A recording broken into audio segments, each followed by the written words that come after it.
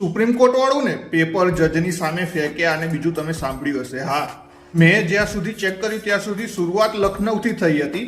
એમને એક પોલીસ અધિકારી એસીપી વિકાસનગર લખનૌના ખિલાફ શિકાયત કરી હતી અને એફઆઈઆર દર્જ થવી જોઈએ. આ વાત 2025માં અલ્હાબાદ હાઈકોર્ટ ગયા. Prabal Pratap Singh versus state of UP and અધર્સના નામની પિટિશન દાખલ કરી ને હાઈકોર્ટે એમની પિટિશન ખારીજ કરી દીધી. 2026માં સુપ્રીમ કોર્ટમાં એપીલ કરી. હાઈકોર્ટના ઓર્ડરને ચેલેન્જ કરીને સુપ્રીમ કોર્ટ પહોંચી ગયા. અમુક રિપોર્ટ એમ કે છે કે એમની માંગ હતી કે એમની બીએનએસએસ એપ્લિકેશનને પ્રાઇવેટ કમ્પ્લેનના રૂપમાં ટ્રીટ કરવામાં આવે અથવા પોલીસ અધિકારીના ખિલાફ કાનૂની કાર્યવાહીના નિર્દેશ આપો. 10 જુલાઈ 2026ની હિયરિંગ દરમિયાન બેન્ચથી એફઆઈઆર દર્જ કરવાની માંગ કરી અને તે વાતચીત દરમિયાન આ ઘટના થઈ.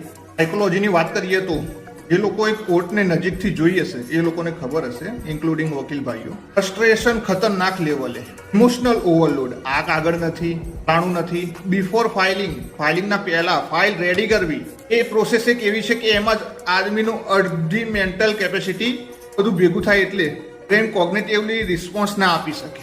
અને લોજિકલી ફાઇલ રેડી કરવા એનર્જી બહુ જોઈએ. બ્રેન એનર્જી પણ બહુ કન્ઝ્યુમ કરે. આ ફાઇલ રેડી કરવા માટે પણ ને જે ધક્કા ખાધા લોકોને વાત કરી, ચલો અમુકે કીધું ભાઈ આ મારી પાસે નથી, આ કામ નહીં થાય, અમુકે આ કીધું તે કીધું, ઓલરેડી ફ્રસ્ટ્રેટેડ છે માણસ અને ઇમોશનલી ઓવરલોડ છે. તો સ્વાભાવિક છે વાતચીત દરમિયાન કમ્યુનિકેશન વખતે એરર આવશે. ચોથું છે કે વ્યક્તિગત અથવા માનસિક ત્રાસ. એક માણસના જીવનમાં ઓલરેડી કેટલા દુઃખ છે એ આપણને ખબર ના હોય. યસ, આઈ હોપ આટલું કાફી છે. બાકી સરફેસ લેવલે જ ચાલ.